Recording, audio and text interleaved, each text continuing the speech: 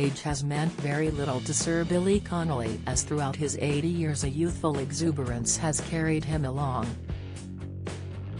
Finally though, a decade after a Parkinson's disease diagnosis, the Biggin is embracing his golden years, as it means he can grow old disgracefully. The upside is that people make excuses for you, he laughs. You can pee in the bed. You can leap onto the floor at a wedding and do all sorts of magic steps. To be shameful. Shamefully out of touch but not giving a F. It's wonderful. I've spent a great deal of my life being a boy, being excited by things, and it's done me good. I know lots of people who are dead and they don't know it. They haven't had a funeral. They're just dead. They've given up. They don't get excited by anything anymore. The Scottish comedian, who has been married to comic-turned-psychologist Pamela Stephenson since 1989, is appearing in a new series of UK TV's Billy Connolly Does, in which he reflects on 50 years of stand-up. It's a bittersweet time in his life. His many demons have been fought, and the brutal years of booze and cocaine addiction are now outweighed by the nearly 4 decades of sobriety. And the early-stage prostate cancer that reared its ugly head in 2013 hasn't reappeared since treatment. But the Parkinson's disease he was diagnosed with that same year, sadly, is slowly progressing, and the father of 5 can no longer play his beloved banjo. I'm an old guy, he admits in the show. I don't mind it, actually. I have a lovely life. There are people that are a lot worse than me and I'm doing just dandy. After their move to Key West in Florida, Billy and Pamela stay in contact with U.S. doctors who keep an eye on his condition. The degenerative brain disease causes tremors and stiffness in the body, and can impact memory and speech. I'm just grateful that only the left side shakes, says Glaswegian Billy. I think I'm doing great. And I'll be in the supermarket and I think, I'm walking good today. Handling the trolley well, picking things up great. And I get to the checkout and they say, would you like a bit of help to your car? I think, oh God, they've spotted there's something wrong with me. Since the Parkinson's diagnosis, the biggest blow to hit Billy was the loss of his older sister Florence, who died in 2015 at the age of 74. Flo, she was my hero all of my childhood, says the star of the movie Mrs. Brown.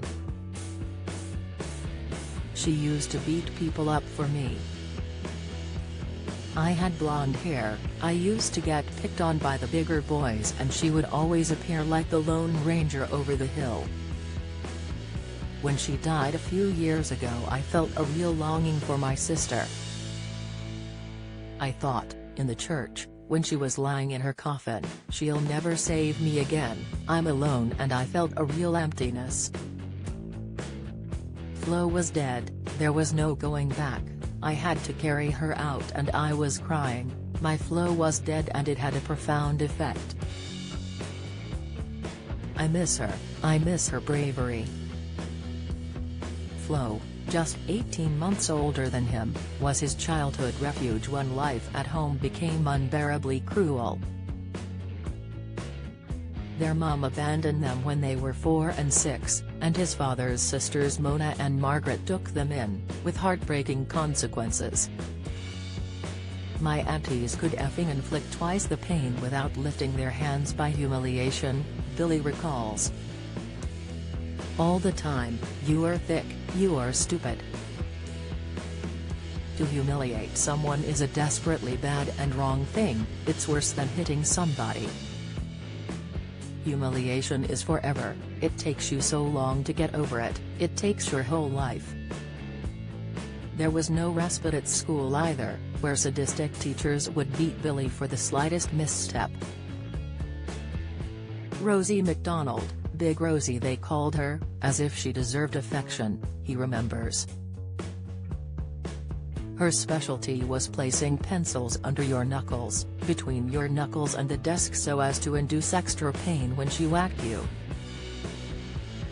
She would thrash me for nothing, for showing interest in pigeons outside the window or glancing away when she was talking. She was a sadistic BD. And there was Miss Gleason.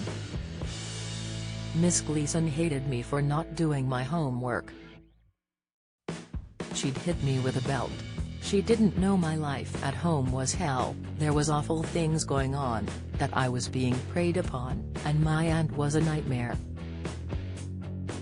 When his father reappeared one night when Billy was 5, he had no idea who the enormous man was, taking cover under the table in fear.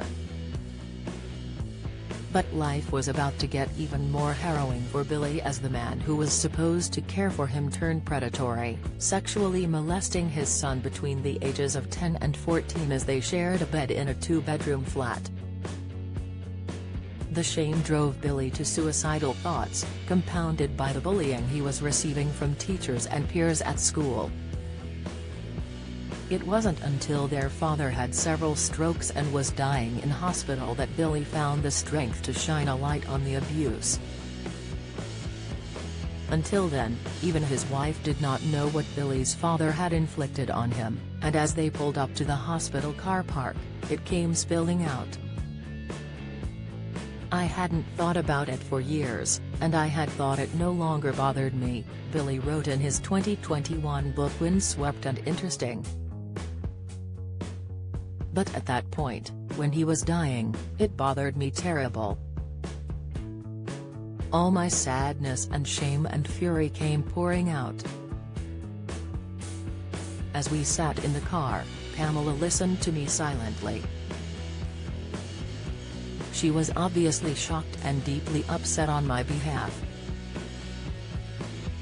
We were both crying, and I couldn't bring myself to go to his hospital room to say goodbye. Even now, if I dwell on it, it really gets me down. Rock and roll became a refuge for a young Billy, who was inspired by stars such as Billy Fury and Cliff Richard. He says, "They all came, shaking their hips, and I thought, that's what I should be doing. I should be walking onto a stage, that's what I'm made for." That's what happens to all show business people, you go through a dreamland thing when you're young and you say, that could be me, I could do that. The start of everything is the belief that it's real. Billy Connolly Does returns to Gold on Thursday at 9 p.m., with all 3 episodes available as a box set on Sky, Virgin and Now.